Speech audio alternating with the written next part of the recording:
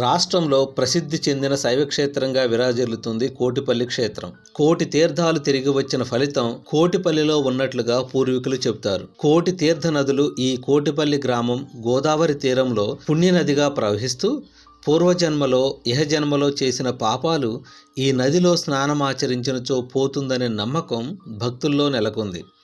ఇక్కడ గోదావరి తీరంలోని నదిలో విష్ణుతీర్థ, రుద్రతీర్థ, బ్రహ్మతీర్థ, మహేశ్వర తీర్థ, రామతీర్థ వంటి అనేక పుణ్యనదులు కోటి సంఖ్యలో అంతర్వాహినులుగా ప్రవహిస్తూ కోటిపల్లి తీర్థక్షేత్రంలో కలవటం వల్ల దీనికి కోటిఫలి అనే నామం వచ్చినట్లుగా పండితులు చెప్తారు. ఇక్కడ స్నానమాచరించి దానం చేసినచో కోటి రెట్లు ఫలితాలు వస్తాయని నమ్మకం. ప్రతి మహాశివరాత్రి రోజు కోటిపల్లి గోదావరిలో స్నానమాచరించి భక్తులు శ్రీ ఛాయా సోమేశ్వర స్వామి వారి ఆలయంలోని స్వామిని దర్శించి అభిషేకం చేస్తే మంచి ఫలితాలు వస్తాయి. రాజరాజేశ్వరీ దేవికి మహిళలు కుంకుమ పూజలు చేస్తే వారికి పుణ్యస్త్రీగా ఉండే భాగ్యం కలుగుతుందని విశ్వాసం.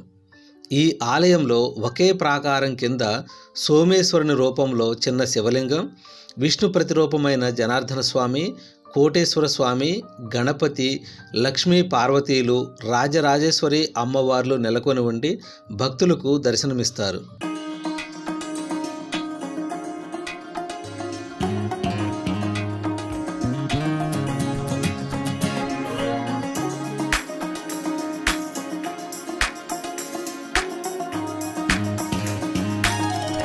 ఇక్కడ గోశాల కూడా ఉంది. ఈ గోశాల ఆలయానికి ఈశాన్యంలో ఏర్పాటు చేశారు.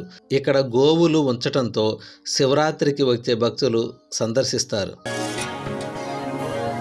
చాళుక్యుల భీమమండలం నందలి దాక్షారామ క్షేత్రానికి దక్షిణ దిశగా సుమారు 11 కిలోమీటర్ల దూరాన కోటిపల్లి గ్రామం ఉంది. పావన గౌతమి నదీ తీరాన శ్రీ రాజరాజేశ్వరి సమేత ఛాయా సోమేశ్వర స్వామి ఆలయం ఉంది. ఇది అష్ట సోమేశ్వర ఆలయాలలో దక్షిణ క్షేత్రంగా ప్రతీతి. భీమసభనందలి 108 శివలింగాలలో ఒకటిగా పేర్కొన్నారు. ఇంద్రుడు తాను చేసిన పాపాలు పోగొట్టుకోవటానికి ఉమా సమేతుడైన కోటేశ్వర లింగాన్ని ప్రతిష్ఠించాడని, రాజరాజేశ్వరి సమేతుడైన సోమేశ్వరుడిని చంద్రుడు ప్రతిష్ఠించి తన పాపాలు పోగొట్టుకున్నాడని అంటారు. శ్రీదేవి భూదేవి సమేతుడైన సిద్ధి జనార్దన స్వామి వారిని కశ్యప ప్రజాపతి ప్రతిష్ఠించాడని, ఆయనే క్షేత్రపాలకుడని చెప్తారు. ఇంద్రుడు తన పాప ప్రక్షాళన కోసం కోటేశ్వర లింగాన్ని ప్రతిష్ఠించి కోటి నదీధారలతో అభిషేకించి శాప విముక్తి పొందాడు. ఆ లింగము శ్రీ కోటేశ్వర లింగంగా ప్రసిద్ధి చెందింది. ఒకే ఆలయ ప్రాంగణంలో శ్రీ ఛాయా సోమేశ్వర లింగము, శ్రీ కోటేశ్వర లింగము మరియు శ్రీ సిద్ధి జనార్దన స్వామి దర్శనం లభ్యమవుతుంది. దక్షిణ కాశీగా పిలువబడే ద్రాక్షారామ క్షేత్రం నందలి శ్రీ భీమేశ్వర లింగము సూర్యప్రతిష్ఠ, ఆ రుద్రమూర్తిని శాంతపరిచేందుకు ద్రాక్షారామ క్షేత్రం చుట్టూ 8 సోమేశ్వర ఆలయాలను చంద్రుడు ప్రతిష్ఠించాడు. చంద్రుడిని సోముడు అని పిలుస్తారు. సోముడు ప్రతిష్ఠించిన శివాలయాలను అష్ట సోమేశ్వరాలయాలు అంటారు. ఇవి ద్రాక్షారామం పరిసరాల్లోనే ఉంటాయి. ద్రాక్షారామ క్షేత్రంకు దక్షిణ దిశలో కోటిపల్లి క్షేత్రం ఉంది. ఇక్కడ శ్రీ రాజరాజేశ్వరి సమేత సోమేశ్వరాలయం దర్శించగలం.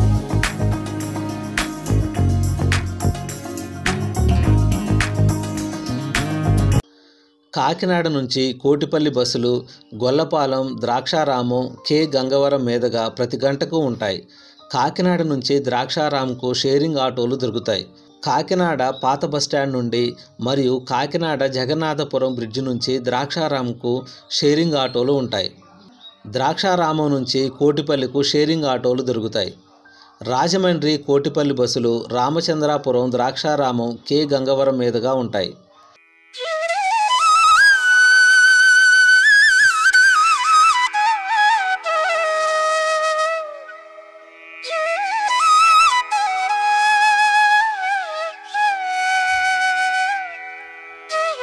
భక్తులు పావన గోదావరి పుణ్యతీర్థంలో స్నానమాచరించి ఆలయ ప్రదక్షిణ తర్వాత కోటేశ్వర స్వామిని, తదుపరి శ్రీ రాజరాజేశ్వరి సమేత సోమేశ్వర స్వామిని, అనంతరం శ్రీదేవి భూదేవి సమేత సిద్ధి జనార్దన స్వామిని దర్శించుకొని పిమ్మట శ్రీ రాజరాజేశ్వరి అమ్మవారిని దర్శించుకోవటం అలవాటు. ప్రధానాలయం నందు అంతరాలయాలు, గర్భాలయాలు వేరువేరుగా ఉంటాయి.